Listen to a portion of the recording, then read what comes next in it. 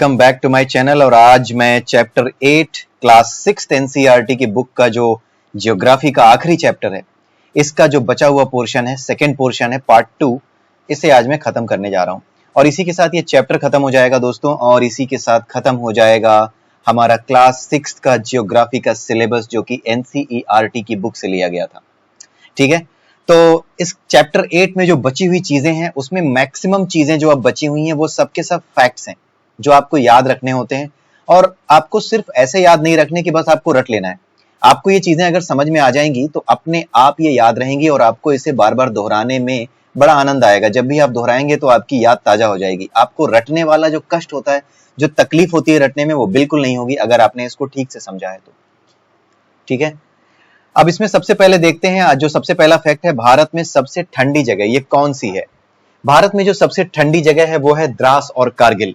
ये दोनों जगहें ये हमारे लद्दाख में है। आपको पता है लद्दाख कहां पे है?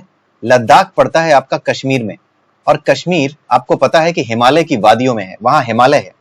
तो ये बहुत ऊंचाई पर स्थित जगह है। इसी वजह से यहां पर बर्फ बहुत पड़ती है, और इसी वजह से क्या है, ये सबसे ठंडी जगह है। तो याद करने लायक कुछ नहीं है, बस केवल जगह का नाम याद रखिए, द्रास कारगिल, जो कि कश्मीर में है, लद्दाख में। वो सबसे ठंडी जगह भारत में होती है। ठीक है, उन ठंडी जगहों में से है। सबसे गर्म जगह कौन सी है भारत में जो गिनी जाती है? एक बीकानेर है, दूसरा जैसलमेर है। यहां पर टेम्परेचर गर्मियों में लगभग एक जैसा होता है।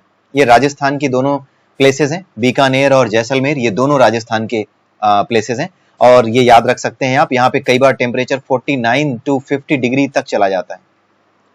ठीक है, तो ये बीकानेर और जैसलमेर सबसे गर्म जगह पे क्यों आते हैं? सबसे गर्म जगह क्यों है? क्योंकि हमारा जो वेस्ट है ना इंडिया का, उसी वेस्ट की तरफ ही ये राजस्थान है, और इधर पूरा का पूरा रेगिस्तान है जहां पे बारिश नहीं होती। बारिश ना होने की वजह से यहाँ पर ये सारा का सारा रेगिस्तान बन गया है। यहाँ पर सारी रेत गर्म रहती है। इसी वजह से दिन के समय यहाँ पे टेम्परेचर बहुत ज्यादा होता है, और रेत जो होती है वो दिन में जितनी तेजी से गर्म होती है ना, उतनी ही तेजी से रात में ठंडी हो जाती है। इसी वजह से सबसे गर्म जगह जो है बीकानेर रहती है दिन में। जैसलमेर भी दिन में बहुत गर्म रहता है, और रात में ये ठंडे हो जाते हैं, क्योंकि रेत तेजी से ठंडी भी होती है। इसी वजह से सर्दी और गर्मी, मतलब दिन में और रात में जो टेम्परेचर होता है उसमें बहुत डिफरेंस होता है। अगर दिन में यहाँ पे 49 डिग्री तक पहुंच गया टेम्परेचर जैसलमेर और बीकानेर में, तो आप रात में मानिए कि हो सकता है ये 22 to 23 भी हो जाए, जो कि एक सर्दियों वाला, जो एक अच्छी सर्दी होती है ना, वैसा टेम्परेचर होता है। अब हम देखते हैं मॉडरेट क्लाइमेट। ये जो है हमारा, इसका क्या मतलब होता है? मॉडरेट क्लाइमेट का मतलब होता है ना ज्यादा गर्मी और ना ज्यादा सर्दी। ठीक है, तो ऐसी जगह होती है हमारे पे, पता है हमारे देश में कहां पर होती है? जो हमारा कोस्टल प्लेन है। कोस्टल प्लेन कौन सा है? आपका ये रहा इंडिया। ठीक है, इंडिया का नीचे का हिस्सा बना रहा हूं, जो कि ईस्टर्न घाट और वेस्टर्न घाट वाला एरिया है। ये वेस्ट है, ये ईस्टर्न घाट है। ठीक है, तो ईस्टर्न घाट के आसपास ये जहां पे जो समुद्र जो है, जो सी हमारा टच करता है, इसके आसपास जो भी जगह हैं, जैसे हमारा बंगाल है, ठीक है, उड़ीसा है, ठीक है, उसके अलावा मुंबई है, ये वो प्लेसेस हैं जो कि कोस्टल प्लेन्स के पास हैं। सो कोस्टल प्लेन्स के पास जो भी जगह हैं, जो भी प्लेसेस हैं, neither they are too cold nor they are too hot. So वो न ज्यादा गर्म है और न ज्यादा ठंडी है। इसलिए ऐसे क्लाइमेट को, जहां पे न ज्यादा सर्दी पड़ती हो, न ज्यादा ठंडी पड़ती हो, न ज्यादा गर्मी पड़ती हो, उसी को हम क्या कहते हैं? वैसे क्लाइमेट को हम क्या कहते हैं? मॉडरेट क्लाइमेट कहते हैं। और एक एग्जाम्पल यहाँ पर दिया हुआ है, वेस्ट बंगाल, पश्चिम बंगाल। हिंदी में पश्चिम बंगाल कहते हैं और इंग्लिश में कहते हैं वेस्ट बंगाल। अब हम आते हैं वेजिटेशन इन इंडिया। वेजिटेशन का मतलब होता है, हिंदी में इसको कहते हैं पेड़ पौधे। ठीक है, भारत में पेड़ पौधे किस तरीके से पाए जाते हैं? अब भारत में पेड़ पौधे किस तरीके के होंगे? आपने अपने आसपास देखा होगा कि जहां बारिश ज्यादा होती है वहां घास और पेड़ पौधे और झाड़ियां ज्यादा उग जाती हैं, जिसमें हरे भरे पत्ते लगे होते हैं। तो ठीक उसी तरीके से भारत में जिस जगह पे ज्यादा बारिश होगी, वहां पर आपके कैसे पेड़ मिलेंगे? जो सदाबहार हैं, जो हमेशा हरे भरे बने रहते हैं। उसके अलावा जहां पे बारिश होती है किसी मौसम में, और किसी मौसम में बहुत ज्यादा गर्मी पड़ती है, और किसी मौसम में बहुत ज्यादा सर्दी पड़ती है, ऐसी सभी जगहों पे क्या होंगे? मौसमी पेड़ होंगे। यानी मौसम आने पे कुछ पेड़ ऐसे होंगे जो मौसम आने पे उग जाते होंगे, और मौसम चले जाने पे उनके पत्ते झड़ जाते होंगे, या वो बिल्कुल पतझड़ की तरह जो है वो उनके पत्ते झड़ करके समाप्त हो जाते होंगे। ठीक है, तो ये जो पेड़ पौधे होते हैं हमारे, ये उसी तरीके से है भारत में जिस तरीके से हमारा भारत में अलग अलग जगहों का जैसा क्लाइमेट है, जैसा वातावरण है, उसी के अनुसार होते हैं और ये वर्षा का अनुसरण करते हैं। यानी जैसी बारिश जिस जगह होती है वहां पे वैसी ही वनस्पति, वेजिटेशन या वैसे ही पेड़ पौधे पाए जाते हैं। तो सदाबहार आपने समझ लिया, मानसूनी समझ लिया, झाड़ियां और कांटेदार भी पाए जाते हैं। जहां पे बारिश कम होती है ना, जैसे राजस्थान है, जहां भी बारिश कम होगी वहां पे क्या होते हैं, झाड़ियां और कांटेदार पौधे पाए जाएंगे। ठीक है, तो झाड़ियां और कांटेदार पौधे उस जगहों पे मिलते हैं जहां बारिश कम से कम होती है। क्यों? क्योंकि वहां पे अगर पत्तियां होंगी तो पत्तियों से आपको पता है कि इवेपोरेशन होता है। जो हमारे पेड़ पौधे होते हैं ना, उनमें जो पानी होता है वो बड़ी पत्तियां अगर होंगी ऐसे करके तो उनसे पानी इवेपोरेट हो जाएगा। लेकिन अगर ये कांटे में बदल जाएंगी तो इससे इवेपोरेशन आसानी से नहीं होगा, तो ये पानी को ना अपने अंदर इकट्ठा करके रख पाते हैं ये पेड़ पौधे। जिस तरह से हमें पानी की जरूरत होती है ना, उसी तरीके से जो पेड़ पौधे होते हैं उन्हें भी पानी की जरूरत होती है। इसी वजह से क्या होता है कि जो जहां पे पानी कम है वहां पे इसी तरह के पेड़ पौधे होते हैं, उसी तरीके की वेजिटेशन होती है कि उनका पानी कम से कम लॉस हो। इसीलिए उनके जो पत्तियां होती है ना वो कांटे में बदल जाती हैं। बेसिकली ये जो कांटे हैं ना, ये जो हॉर्न्स हैं, ये बेसिकली आपकी पत्तियां ही हैं उन पौधों की। ठीक है, कांटेदार झाड़ियों में जो कांटे हैं वो उस पौधे की पत्तियां हैं जो कांटे में बदल जाती। ठीक है, इसको आप याद रखिएगा। तो ये राजस्थान या ऐसी कोई भी जगह जहां बारिश कम होती है भारत में, या रेगिस्तान जैसी जगह है भारत में कहीं पर भी, वहां पे इसी तरह की वेजिटेशन आपको मिलेगी। अब हम देखते हैं कि फॉरेस्ट यानी कि जो हमारे सदाबहार वन है या जो जंगल है उनकी जरूरत क्यों है, पेड़ पौधों की जरूरत क्यों है हमें।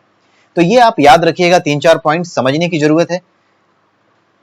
प्रोड्यूसेस ऑक्सीजन, जो हमारे पेड़ पौधे होते हैं ना वो ऑक्सीजन निकालते हैं, और जो हम कार्बन डाइऑक्साइड छोड़ते हैं उसको एब्जॉर्ब करते हैं ये। ठीक है, तो कार्बन डाइऑक्साइड हमारी लाइफ के लिए ठीक नहीं है, उसको ये एब्जॉर्ब कर लेते हैं, और ऑक्सीजन जो हमारी लाइफ के लिए जरूरी है उसको ये प्रोड्यूस करते हैं। तो ऑब्वियसली जो हमारे फॉरेस्ट हैं वो हमारे क्या हुए, फ्रेंड्स हुए। तो हमारे जो फॉरेस्ट हैं वो हमारे फ्रेंड्स हैं। ठीक है, उसके अलावा हमारे जो पेड़ पौधे होते हैं ना, उनकी जो रूट्स होती हैं, वो रूट्स जो है ना सॉइल उनको वो सॉइल को ना बांध के रखती हैं। आप ऐसे समझ लो कि आपकी ये रूट्स हैं, इन रूट्स, ये जो ढेर सारी रूट्स होंगी ना, जितनी ज्यादा रूट्स होंगी, जितना पेड़ लगाओगे उतना ज्यादा जो सॉइल होगी ना उसको बांध के ये रखेंगी, क्योंकि सॉइल ना बंध जाती है इन रूट से। तो जब भी बारिश होगी ना तो ये मिट्टी बह के नहीं जाएगी। और आपको पता है कि मिट्टी में क्या होते हैं, मिट्टी में बहुत से मिनरल्स होते हैं जो हमारे फसलें होती है ना उसको उगाने के काम आते हैं। ठीक है, तो अगर ये मिनरल्स बह जाएंगे तो हमारे पेड़ पौधे जो हमारे फसलें होती हैं उनको नुकसान होगा, वो पैदा नहीं हो पाएंगी ठीक से। ठीक है, तो एक काम तो इनका ये हुआ पेड़ पौधों का कि वो बाइंड करते हैं सॉइल को, और सॉइल को बाइंड करने की वजह से क्या करते हैं, वो क्या रोकते हैं, सॉइल इरोजन को वो रोकते हैं। ठीक है, दे स्टॉप सॉइल इरोजन। ठीक है, now let's come to the main point कि ये हमें एजेंशियल आइटम्स देते हैं, जैसे कि हमें लकड़ी मिलती है जंगलों से, फूल फल पौधे मिलते हैं, और कुछ पौधे ऐसे भी होते हैं जिनसे दवाइयां बनती हैं। तो मेडिक्लिनिकल प्लांट्स भी हमें मिलते हैं जंगलों से, इसलिए जंगल हमारे लिए इंपॉर्टेंट है। ठीक है, उसके अलावा जंगल क्या है, they are the natural habitat, यानी प्राकृतिक आवास।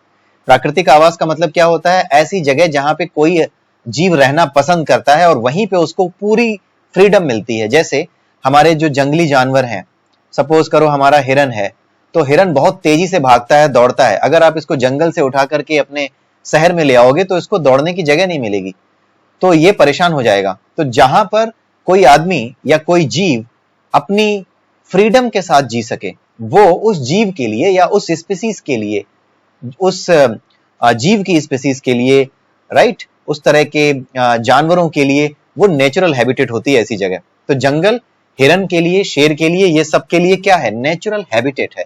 तो नेचुरल हैबिटेट का फंडा आप समझ गए। ऐसी कोई भी जगह जहां पे कोई भी जीव, चाहे वो खरगोश ही क्यों ना हो, चाहे वो शेर क्यों ना हो, छोटे से छोटा और बड़े से बड़ा, जहां पर वो फ्रीडम से रह सके। ठीक है, उसे ये चिंता ना हो कि मैं किसी को खाने दौड़ूंगा तो कोई मुझे रोकने आ जाएगा, वो अपना खाना आराम से ले सके, खा सके, अपनी मर्जी से घूम टहल सके, पूरी तरह से फ्री हो। ऐसी कोई भी जगह जहां पे किसी भी जीव को फ्री रहने का मौका मिले, वही उसके लिए क्या होती है, नेचुरल हैबिटेट होती है। तो नेचुरल हैबिटेट का कॉन्सेप्ट आप समझ गए। तो वाइल्ड लाइफ का जो नेचुरल हैबिटेट होता है वो क्या होता है, वो हमारा जंगल ही होता है। ठीक है, अब हम देखते हैं पेड़ काटने से नुकसान क्या है। हमने ऊपर देखे कि पेड़ काटने से फायदे क्या है। पेड़ काटने से जो नुकसान है ना, अरे पेड़ होने से फायदे क्या है, ठीक है। अब अगर कोई बोले पेड़ काटने से नुकसान क्या है, तो जो फायदे हैं वो समाप्त हो जाते हैं, यही नुकसान है। और फायदे बहुत बड़े बड़े हैं।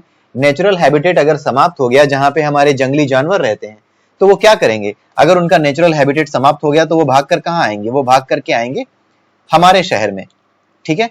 जब वो हमारे शहरों में भाग करके आएंगे तो क्या होगा? हमारे लोगों को खतरा उत्पन्न हो जाएगा। आप अगर सड़क पे निकले और सोचिए आपको तेंदुआ मिल जाए, क्योंकि आपने उसका नेचुरल हैबिटेट खत्म कर दिया, तो वो आपके शहर में आएगा, तो ये नुकसान हो गया। उसके अलावा हमें टिम्बर, फ्रूट्स, मेडिक्लिनिकल जो प्लांट्स हैं जिससे दवाइयां बनती हैं, ये सारे के सारे प्लांट्स हमें मिलने क्या हो जाएंगे? बंद हो जाएंगे, ठीक है। उसके अलावा सॉइल इरोजन होने लगेगा, क्योंकि जो हमारे जंगल हैं अगर वो खत्म हो गए, तो जो हमारे जंगली पेड़ हैं उसमें जो रूट्स होती हैं, वो रूट्स क्या करती हैं? मैंने अभी बताया, रूट्स जो है बाइंड करती हैं सॉइल को, यानी कि मिट्टी को किसी पेड़ की जड़ें बांध कर रखती हैं। और अगर ये पेड़ समाप्त हो गए तो क्या होगा? जो जड़ें हैं उनको बांध कर रखने वाला, जो जड़ें होती हैं जो कि मिट्टी को बांध कर रखती हैं, उनको बांध करके नहीं रखा जा सकेगा। और जैसे ही बारिश होगी वैसे ही ये मिट्टी क्या होगी? बह जाएगी। और ये मिट्टी बहुत फर्टाइल होती है, जिसमें कि हम तरह तरह के खाने पीने की चीजें, तरह तरह के पेड़ पौधे लगाते हैं और उससे अपने लिए अनाज पैदा करते हैं, ठीक है। तो आपको सिर्फ फायदे याद रखने हैं, और कोई पूछे कि पेड़ काटने से नुकसान क्या होता है, तो आप ये बता दीजिए कि जो फायदे हो रहे हैं वो खत्म हो जाएंगे। तो जो फायदे खत्म हो जाएंगे वही नुकसान है। अब कुछ अलग फैक्ट्स हैं, ये भी आप याद रख लीजिए, बहुत छोटे छोटे से नोट कर लीजिए। हमारा नेशनल एनिमल क्या है? टाइगर है। टाइगर के अलावा हमारे यहाँ एशियाटिक लायन पाया जाता है। आप ये याद रखिएगा, हमारा नेशनल एनिमल जो है वो टाइगर है, लायन नहीं है। हमारे देश में एशियाटिक लायन पाया जाता है। ये गिर जो जगह है ना, गुजरात में है, इसको याद रखिएगा, गिर नाम की जगह गुजरात में है। यहाँ पर एशियाटिक लायन पाए जाते हैं। जिस तरह के एशियाटिक लायन हमारे गिर और गुजरात में पाए जाते हैं, ठीक उसी तरीके के लायन, ठीक है, वो कहां पाए जाते हैं? साउथ अफ्रीका में भी पाए जाते हैं।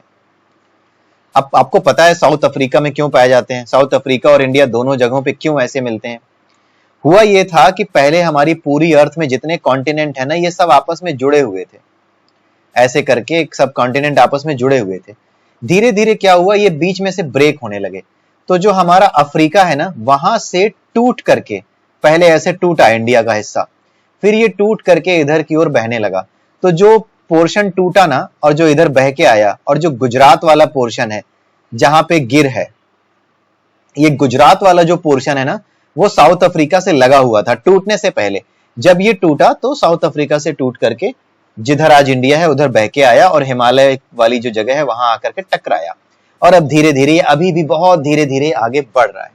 ये आपकी बुक में नहीं मिलेगा, लेकिन जिन बच्चों को अच्छा बनना है, जिन्हें अच्छी चीजें समझनी है, उनके लिए मैं इसको ऐड करना है, मैं इसको ऐड कर रहा हूं, ठीक है, सो दैट आप इसको ठीक से याद रख सकें और आपके काम आ सके, ठीक है। तो आपको ये समझ में आ गया होगा कि एशियाटिक लायन हमारे इंडिया में गिर गुजरात में भी पाए जाते हैं, और साथ में वैसे ही लायंस साउथ अफ्रीका में भी क्यों पाए जाते हैं, ये आपको समझ में आ गया होगा। अगली बात करते हैं एलिफेंट्स की। केरला एंड कर्नाटका में बहुत पाए जाते हैं। आपको पता है एलिफेंट्स के जो दांत होते हैं ना, उससे बहुत सी सुंदर सुंदर चीजें बनाई जाती हैं।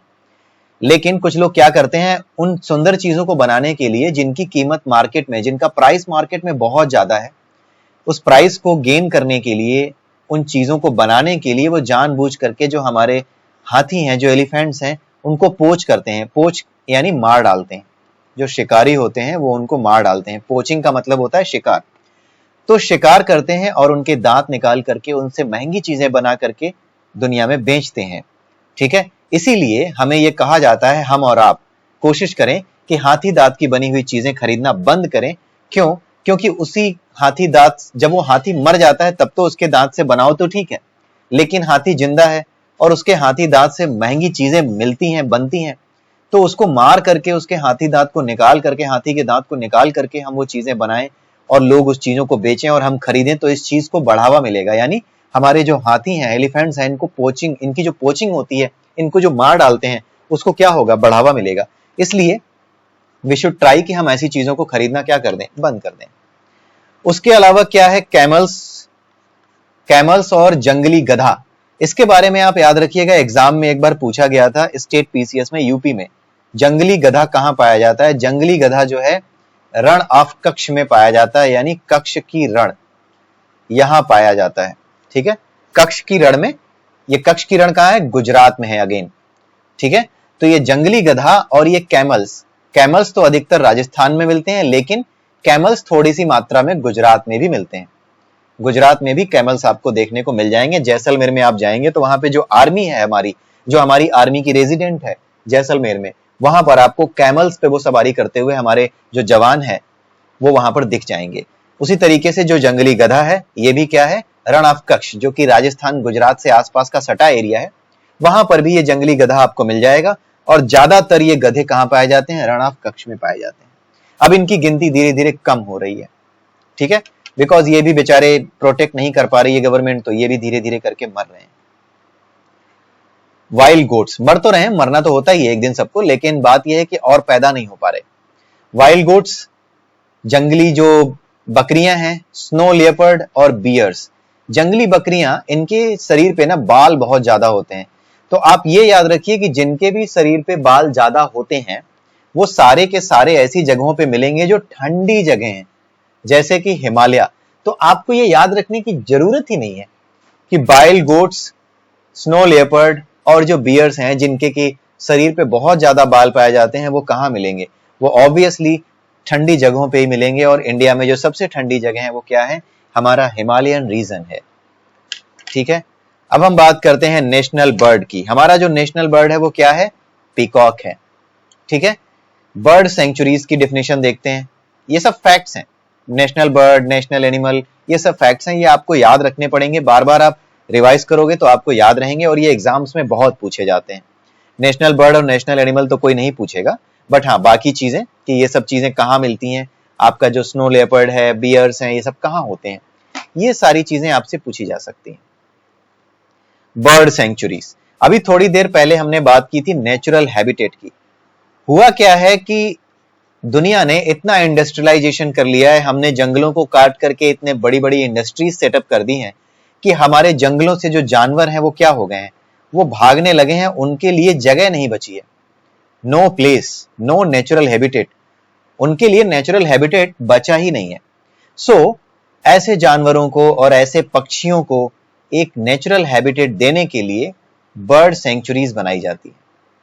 ठीक है, नेचुरल हैबिटेट देने की कोशिश की जाती है, और साथ में जब आप बर्ड्स को नेचुरल हैबिटेट में रख दोगे या एनिमल्स को उनके नेचुरल हैबिटेट जैसी जगह बना के रख दोगे, तो वो वहां पे फ्री महसूस करेंगे।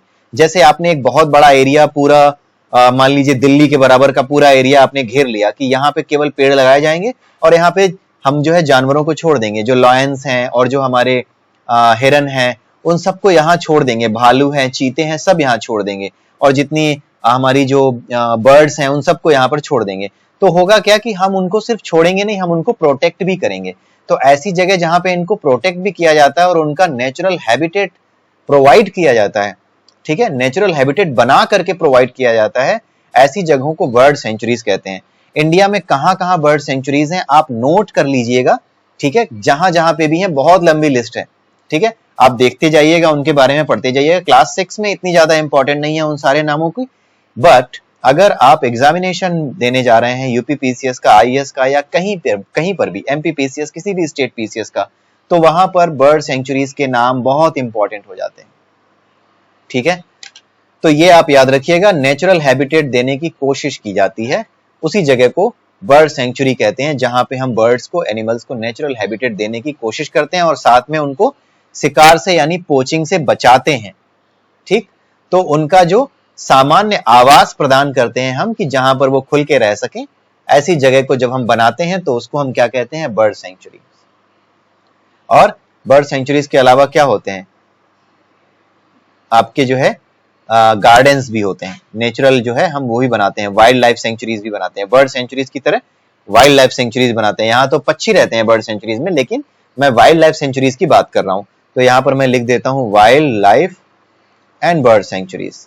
ठीक है, दोनों को एक साथ समझा दिया है मैंने। अब हम बात करते हैं भारत में कितने तरीके के सांप मिलते हैं। आपकी बुक में ये भी पढ़ाया गया, इसलिए मैं इसको कवर कर दे रहा हूं। तो भारत में 2 तरीके के सांप बहुत इंपॉर्टेंट हैं, जो कि सबसे जहरीले होते हैं। एक होता है कोबरा और दूसरा होता है करैत। ये जो कोबरा और करैत है, ये भारत में पाए जाने वाले सबसे जहरीले सांप हैं। ठीक है, आपको ये बात पता होनी चाहिए कि सांप बहुत सी प्रजातियों के होते हैं, सांप कई प्रकार के होते हैं। कोबरा, करैत, ये सांपों की ना प्रजातियां हैं।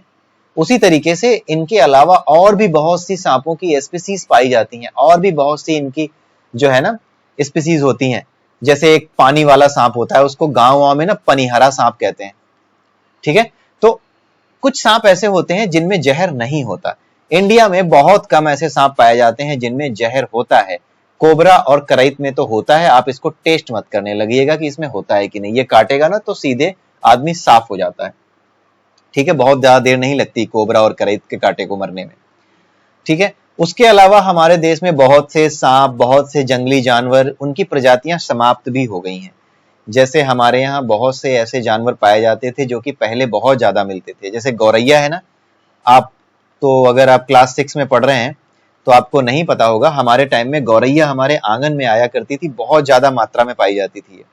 जहां देखो वहां आपको मिल जाती थी। लेकिन अब ये गौरैया बेचारी दिखाई नहीं देती है, क्योंकि इतना ज्यादा रेडिएशन है, इतने ज्यादा जो है हमने पॉल्यूशन कर दिया है कि ये गौरैया भाग गई और कुछ मर गई। तो ये उनका नेचुरल हैबिटेट जो था, हमने उसको क्या किया, पॉल्यूशन फैला के बर्बाद कर दिया। इस वजह से ये समाप्त हो गई। तो कुछ एक्सटिंक्ट हो जाती हैं, कुछ एनिमल्स एक्सटिंक्ट भी हो जाते हैं। ठीक है, वही यहाँ पर बताने की कोशिश की गई है कि ऐसा नहीं है कि जितने आपको दिख रहे हैं वो हमेशा रहेंगे। कुछ एनिमल्स एक्सटिंक्ट भी हो जाते हैं। इसलिए कोई भी एनिमल एक्सटिंक्ट ना हो, खत्म ना हो। एक्सटिंक्ट होने का मतलब है खत्म हो जाना। किसी भी जानवर की कोई भी प्रजाति खत्म ना हो, उसके लिए हमें कोशिश करनी चाहिए। ठीक है, अभी तो आप छोटे हैं, जब आप बड़े हो जाएंगे तो ऐसी बहुत सी कोशिशें आपको करनी चाहिए कि आप जो है इन जंगली जानवरों को बचाने की कोशिश करें, जो आपके नेचुरल हैबिटेट में उनको पहुंचाने की कोशिश करें अगर गलती से कोई आ गया है। ठीक है, और ये कोशिश करें कि जो इस तरह के छोटे छोटे जीव हैं उनको खाना, पानी, दाना ये सब मिलता रहे। तो ये सब कोशिशें, अच्छी चीजें आप अपने जीवन में उतारें। इसी वजह से ये चीजें यहाँ पर समझाई गई हैं। एक्सटिंक्ट होने की बात इसीलिए बताई गई है ताकि आप भी कुछ करें, ठीक है, जो एक्सटिंक्ट हो सकते हैं उन जानवरों के लिए। अब हम देखते हैं protection of wild animals and birds. इसके बारे में ऊपर थोड़ा सा बता चुके हैं wildlife and bird sanctuaries में। अब जो प्रोग्राम्स हमारे इंडिया में शुरू किए गए उनके बारे में यहाँ बताया गया है। ठीक है, एक तो होता है कि चलो हमने बर्ड सेंचुरी खोल दी, दूसरा ये है कि बर्ड सेंचुरी खोल तो दी, लेकिन अब हमें वहां पर जो बर्ड्स हैं, एनिमल्स हैं, उनको प्रोटेक्ट कैसे करेंगे। तो उसको प्रोटेक्ट करने के लिए हमने क्या किया, कुछ लॉ बना दिया, कुछ रूल्स बना दिए। ठीक है, तो वो रूल्स, सेट ऑफ रूल्स जो है ना, प्रोजेक्ट कहे जाते हैं। उनको कहते हैं प्रोजेक्ट, हिंदी में कहते हैं परियोजना। तो एक जो है हमारा प्रोजेक्ट टाइगर है, यानी चीता परियोजना, ये भारत में है टाइगर्स को बचाने के लिए। और दूसरा प्रोजेक्ट एलिफेंट, ये टू सेव एलिफेंट्स, यानी एलिफेंट्स को बचाने के लिए। ये दो प्रोजेक्ट्स हमारे यहां शुरू किए गए हैं। ठीक है, तो प्रोजेक्ट्स में हम क्या डिसाइड करते हैं, जैसे प्रोजेक्ट टाइगर आ गया तो इसमें लोग क्या डिसाइड करेंगे, गवर्नमेंट में कुछ लोग जो बड़े बड़ी पोजीशंस पे बैठे हैं, जो डिसीजन लेते हैं कि किस तरीके से टाइगर को बचाना है या किस तरीके से पॉलिसी बनानी है या कैसे रूल बनाने हैं, वो लोग जब प्रोजेक्ट टाइगर या प्रोजेक्ट एलिफेंट जैसे प्रोजेक्ट शुरू करते हैं तो वो क्या करते हैं, कुछ सेट ऑफ रूल्स बना देते हैं। जैसे अगर किसी ने टाइगर को मारने की कोशिश की तो उसको इतनी सजा मिलेगी, इतनी पनिशमेंट मिलेगी। अगर टाइगर की गिनती हमें बढ़ानी है तो हमें क्या करना होगा, टाइगर्स को बाहर से भी ला करके यहाँ रखना होगा। ठीक है, टाइगर्स को कोई मार ना पाए और टाइगर्स के और ज्यादा से ज्यादा जो बेबीज हो दूसरी जगहों से ला करके यहाँ पर रखे जाएं, ताकि और टाइगर्स धीरे धीरे करके over the time period, over the years बढ़ते चले जाएं। तो ये कुछ एग्जाम्पल्स हैं कि कैसे प्लान किया जाता है। तो ये जितनी प्लानिंग होती है, जितने रूल बनाए जाते हैं ना, उन सभी रूल्स का जो कलेक्शन होता है उसी को कहते हैं प्रोजेक्ट। तो प्रोजेक्ट टाइगर में क्या है, टाइगर को सेव करने के रूल्स हैं कि कैसे हम सेव करेंगे, कैसे उनकी गिनती बढ़ाएंगे। उसी तरीके से एलिफेंट के लिए है कि एलिफेंट की पोचिंग कैसे रोकेंगे। तो एलिफेंट की जो हाथी दांत की बनी हुई चीजें हैं उनको हम डिस्करेज करेंगे खरीदने से। ठीक है, या गवर्नमेंट उसको खरीदना बंद करेगी, गवर्नमेंट उसको बेचने पे रोक लगाएगी कि नहीं ये सब चीजें बेचोगे नहीं। तो जब बेचोगे नहीं, जब बेचना ही क्राइम हो जाए, जब आप खरीदना ही क्राइम हो जाएगा, आप खरीदोगे नहीं, खरीदना ही जब क्राइम हो जाएगा तो क्या होगा, बेचने वाले को कोई मार्केट ही नहीं मिलेगी। तो बेचने वाला बेचने कहाँ जाएगा, अगर आप खरीदोगे नहीं तो बेचने क्यों आएगा कोई। तो इस तरीके से एलिफेंट्स को लोग मारना भी बंद कर देंगे। तो ये सब जो प्रोटेक्शन के लिए रूल्स बनाए जाते हैं, इसी को क्या कहते हैं, प्रोजेक्ट कहते हैं। तो प्रोजेक्ट एलिफेंट, प्रोजेक्ट टाइगर के अंडर रूल्स बनाए जाते हैं that how to protect animals like tigers and elephants. ठीक है, उसके अलावा एक चीज और इंपॉर्टेंट है जो आप याद रखिएगा, it's a good fact, wildlife week, Hindi में कहते हैं वन्य जीव सप्ताह। ये अक्टूबर का जो पहला वीक होता है ना, उसमें मनाया जाता है वाइल्ड लाइफ वीक। इसको आप याद रखिएगा। इसका पर्पस क्या होता है वाइल्ड लाइफ वीक, क्यों मनाते हैं? बस ऐसे ही कुछ लोग इकट्ठे हो जाते हैं और चाय वाय पी के चले जाते हैं? नहीं, ये जितने भी प्रोग्राम्स होते हैं ना, ये अवेयरनेस के लिए मनाए जाते हैं। ठीक है, अवेयरनेस के लिए इनको किया जाता है। जैसे जब भी हम इंडिपेंडेंस डे पे सेलिब्रेट करते हैं, तो उसका पर्पस होता है अवेयर करना कि हमारा एक कंट्री है इंडिया, जिसके लिए हमारे जो बहुत बड़े बड़े जो लीडर्स हुए, उन्होंने कितनी मेहनत की और किस तरह से उन्होंने एग्जाम्पल सेट किया कि इन अपोजिट सर्कमस्टांसेस, जो हमारी जो विपरीत परिस्थितियां होती हैं, जब किसी देश ने हम पे हमला कर दिया, एक तरीके से हमें गुलाम बनाया हुआ था, तो उस गुलामी से बाहर निकलने के लिए जिस तरह का हमारे अंदर कैरेक्टर होना चाहिए, जैसा एटीट्यूड हमारे अंदर होना चाहिए, वो एटीट्यूड हम कैसे डेवलप करें, वो उनकी लाइफ से सीखने को मिलता है। तो इन्हीं सब चीजों को डिस्कस करने के लिए, इन्हीं सब चीजों को याद करने के लिए हम इंडिपेंडेंस डे मनाते हैं। तो इससे क्या होता है, हमें क्या होती है, हमें अवेयरनेस मिलती है कि किस तरीके से हम जो है, हमारे जो फोर फादर्स थे, हमारे जो एंसेस्टर्स थे, उन्होंने किस तरीके से जो है इस तरह की सिचुएशन से अपने आप को बाहर निकाला, हमारी कंट्री को बाहर निकाला। उसी तरीके से जो वाइल्ड लाइफ वीक है, उसमें यह बताया जाता है कि हमारे जो जानवर हैं वो हमारे लिए कितने इंपॉर्टेंट हैं, हमारी जो वाइल्ड लाइफ है हमारे लिए कितनी इंपॉर्टेंट है। अगर वाइल्ड लाइफ नहीं होगी, अगर जंगल नहीं होंगे, तो हमारा क्या होगा, सॉइल इरोजन होने लगेगा। सॉइल इरोजन के अलावा क्या होगा, जो नेचुरल हैबिटेट है एनिमल्स का, वो क्या हो जाएगा, समाप्त होने लगेगा। उसकी वजह से, नेचुरल हैबिटेट के समाप्त होने की वजह से जो एनिमल्स हैं वो कहाँ आने लगेंगे, वो हमारे घरों में आने लगेंगे, जहां हम रहते हैं ना, इंसान जहां रहते हैं वहां पहुंच जाएंगे। ठीक है, तो ये आप याद रखिएगा, ये लास्ट फैक्ट था इस चैप्टर का। और ये सब जो कुछ मैंने बताया है उसमें आपकी बुक में दिया हुआ था, कुछ चीजों के अलावा। जैसे ये मैंने आपको बताया था ईस्टर्न और वेस्टर्न जोन्स, और ये आपको बताया था गिर के जंगलों में जो हमारे शेर पाए जाते हैं, एशियाटिक लायन, वो साउथ अफ्रीका में भी क्यों मिलते हैं, ये सारी चीजें मैंने आपको बताई, ये एक्स्ट्रा थी। तो जो कुछ मैंने आपको बताया वो आपके लिए इंटरेस्टिंग है और आपकी जानकारी को, आपकी इंफॉर्मेशन को बढ़ाने वाला है। एग्जाम्स वगैरह देंगे तो आपके लिए बहुत फायदेमंद होगी ये जानकारी। ठीक है, तो इसी के साथ आपकी क्लास 6 की जो पूरी की पूरी एनसीईआरटी की जियोग्राफी की बुक है, वो आज मैंने समाप्त कर दी। आप पहले चैप्टर से लेकर के आखिरी चैप्टर तक के सारे जितने भी चैप्टर्स हैं उनको एक एक करके देख जाइएगा, और आपको अपने आप समझ में आने लगेगा कि किस तरीके से ये चीजें पढ़ी जाती हैं। आपको जरूर चीजें याद रहेंगी। ठीक है, तो बने रहिए मेरे साथ, मेरे वीडियो को लाइक कर दीजिए, चैनल को सब्सक्राइब कर दीजिए, और नोटिफिकेशन जो आइकन है, जो घंटे का आइकन है, उसे ऑन कर दीजिए। ठीक है, तो मैं आपको अपना चैनल दिखा भी देता हूं कि मेरा चैनल कौन सा है। ये है गैलेक्सियन क्लासेस। आप इसी नाम से इसको सर्च मारिए, गैलेक्सियन क्लासेस, और वहां जाकर के जब आप इसे ओपन करेंगे गैलेक्सियन क्लासेस को, तो इस चैनल पे जैसे ही आप आएंगे, यहाँ पर आपको मेरा वीडियो दिखेगा जो तुरंत बोलना शुरू करता है। यहाँ पर आकर के आप जो है अपने आप को सब्सक्राइब कर सकते हैं। ठीक है, यहाँ पर आपको सब्सक्रिप्शन के लिए ऑप्शन मिल जाएगी। जैसे ये वीडियो खोली, यहाँ पर आपने रोका, यहाँ पर सब्सक्रिप्शन का ऑप्शन मेरे पास नहीं आ रहा, क्योंकि मैं तो खुद ही इसका मालिक हूँ, इसलिए नहीं आ रहा। आपके पास सब्सक्रिप्शन का ऑप्शन आएगा, आप सब्सक्राइब कीजिए, और यहाँ पर बेल नोटिफिकेशन आइकन भी दिखेगा आपको, उसको भी आप दबा दीजिए, जिससे आपके पास कंटेंट्स आते रहेंगे। जैसे ही वीडियो अपलोड करूंगा तो आपको पता लगता रहेगा। ठीक है, तो इसी के साथ आज की वीडियो मैं समाप्त करता हूं। अगले वीडियो में फिर मिलेंगे, तब तक के लिए have a nice day and